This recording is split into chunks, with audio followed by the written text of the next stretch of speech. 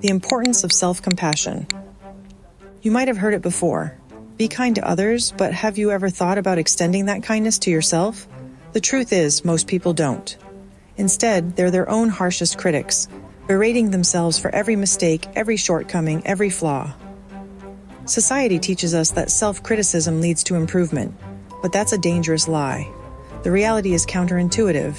The more compassionate you are toward yourself, the better your chances of growing, healing, and ultimately thriving. Imagine this. What if the voice inside your head wasn't a relentless critic, but a kind mentor? Curious about how that could change your life?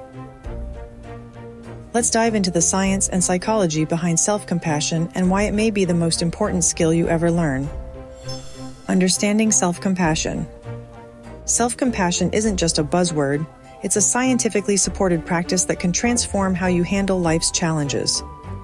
According to Dr. Kristin Neff, one of the leading researchers on the subject, self-compassion consists of three main components: self-kindness, common humanity, and mindfulness.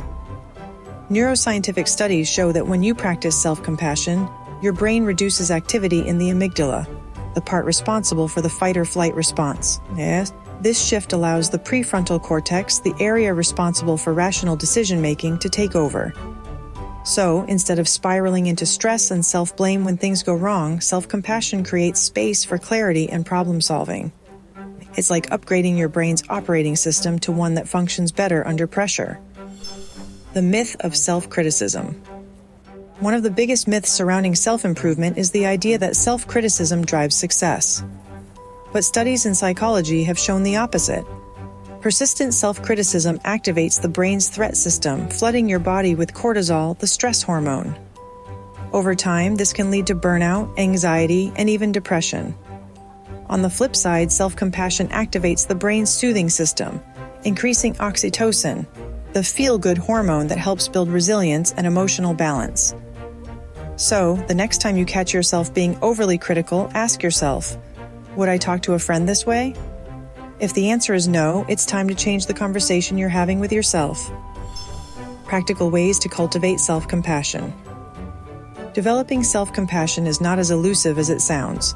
Start with something as simple as a self-compassion break. When you face a stressful situation, pause for a moment and acknowledge the difficulty with kindness.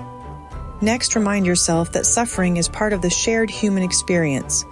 You are not alone. Finally, practice mindfulness by observing your emotions without judgment. Neuroscience backs this approach.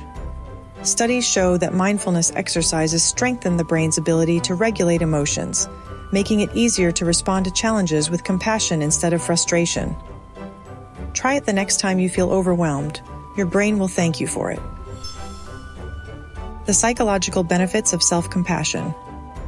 From a psychological perspective, self-compassion does more than just help you feel better in the moment. It builds long-term emotional resilience. Research in positive psychology indicates that people who practice self-compassion are less likely to experience anxiety and depression. This is because self-compassion helps to break the cycle of negative self-talk that often leads to feelings of worthlessness. Moreover, self-compassion encourages a growth mindset, where failures are seen as learning opportunities rather than permanent flaws. Imagine approaching each setback with curiosity rather than frustration. That's the psychological power of self-compassion at work. Self-compassion versus self-esteem. It's easy to confuse self-compassion with self-esteem, but they are fundamentally different. While self-esteem is contingent on external achievements and validation, self-compassion is unconditional. You don't have to be good enough to deserve compassion. It's available to you no matter what. This distinction is critical because self-esteem can be fleeting, often rising and falling based on how well you're performing. In contrast, self-compassion provides a stable source of support, no matter the circumstances. Neuroscientists have found that self-compassion activates areas of the brain associated with emotional regulation and social connection, offering long-term psychological benefits that self-esteem simply can't match. Building a self-compassionate future.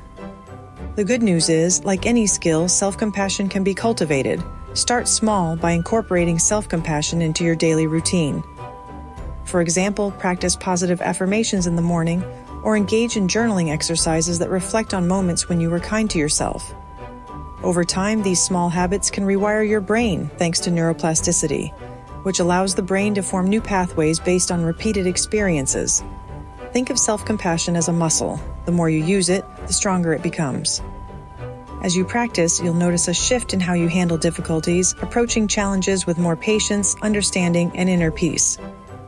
What if you stopped being your harshest critic and became your biggest supporter? It's not just a feel-good concept. The neuroscience and psychology behind self-compassion prove that this practice can lead to a more resilient, happier, and healthier life. So, are you ready to make that shift?